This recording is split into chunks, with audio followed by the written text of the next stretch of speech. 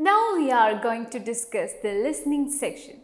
Our goal is to give you exactly what you have been looking for, which is knowing when the answers are being said during the exam.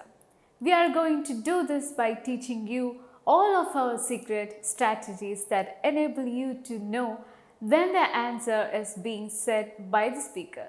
The listening section can be a little bit tricky and difficult for some students, but really, after you have taken the time to watch all the lectures in this section of the course, you will realize that it's just a matter of technique and strategies.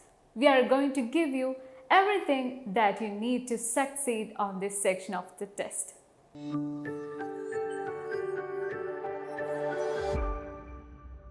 So in regards to the basics of the listening test, as we have told you before, and we are going to repeat that information right now.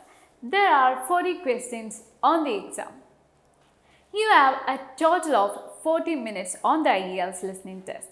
30 of those minutes are for the actual exam. And then after the exam is finished, you have given 10 minutes to transfer your answers from the test sections to the answer sheet. Now it's perfectly fine if you want to write your answers directly on the answer sheet right away. But some students like to put their answers on the actual test itself, and then they give you 10 minutes afterwards to transfer your answers. So the total amount of the time is 40 minutes. Now there are 4 sections, 10 questions per section. 4 sections, and those 4 sections are going to alternate between conversation and solo presentations or lectures. Section number 1 is a conversation between 2 people. Section number 2 is going to be a general solo presentation by one person on a general life topic. Then section number 3 is going to be a conversation, but not the time. It is going to be between 2 to 3 people. And then finally, in session number 4, they are going to give you more of an academic kind of lecture. Now, throughout the entire listening test, you are going to encounter only 2 main question types. Every question is some variation on multiple choice or fill in the blank questions. So let's look at this section number 1.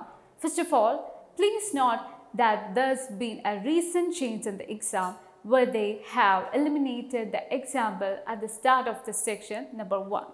I really think that they started doing this because students used to use the time for exam to read through section 2, section 3 of the exam, and so they wanted to eliminate that. That's my belief.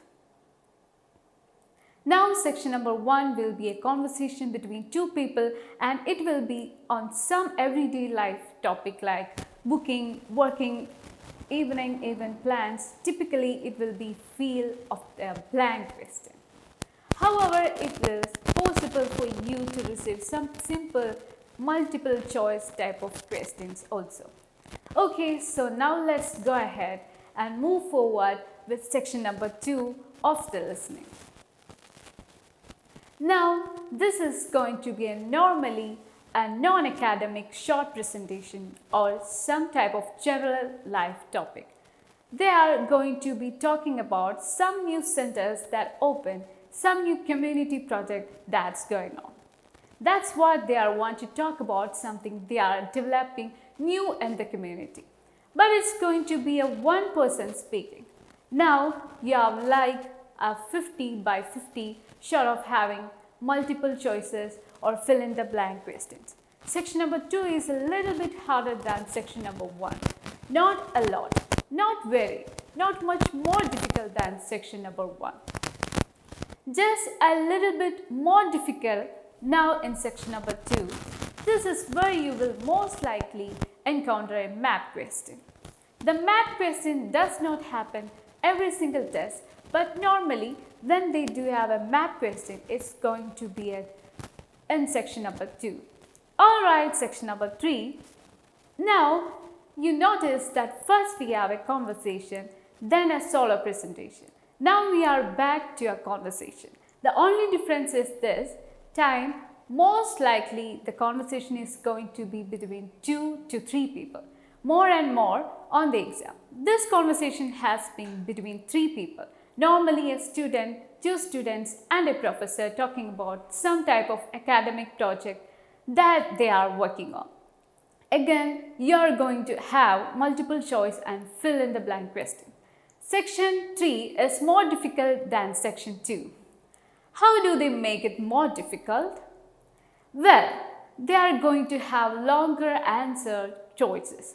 So in Section 2, the answer choices might be 4 words, 5 words, maximum 3 or 4 words. In section number 3, answer choices can be much longer, 5 or 6 words, 7 words long. In addition to that, they make it more difficult by raising the level of vocabulary, and section number 1, they are using a lot of basic level vocabulary. Section number 2, I would say, is probably more lower intermediate when we get to section number 3. Now we are talking about intermediate to upper intermediate types of vocabulary. So that's how they make it more difficult. Question possibilities are the same, except for you are not going to really see a math question. Alright, now with question number 4, these are the basics of question number 4.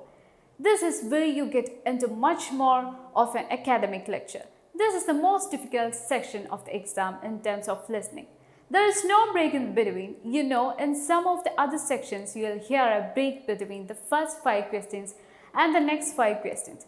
Here, they are going to go all the way from questions 31 to 40.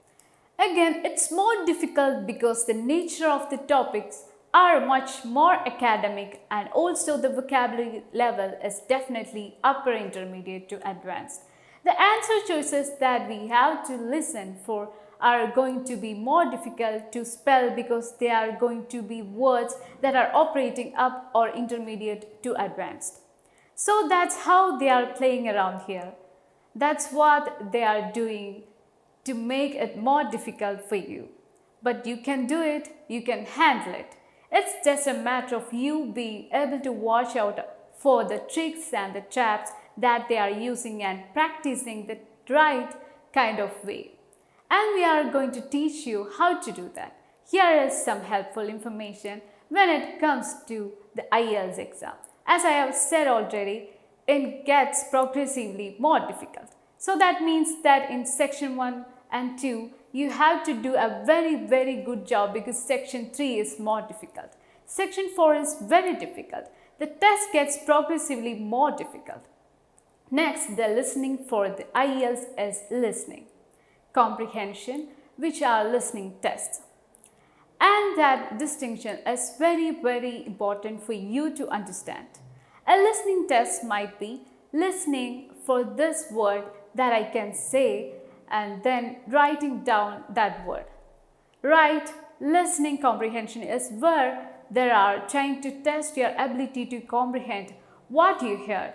And they do that by playing around with synonym language and paraphrasing a lot. You have to be able to comprehend what you heard. Now the questioning format is important for you to understand because in every section, or now they are calling it parts. Before they used to call it section 1, section 2, section 3, section 4. Now they are calling it part 1, part 2, part 3, part 4.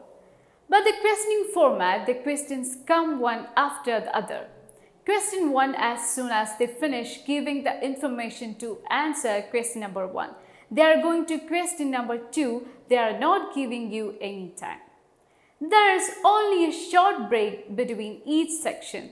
They will do questions 1 to 5 and then they will give you some time to look at questions 6 to 10. Alright, but the questions are going to come one after the other.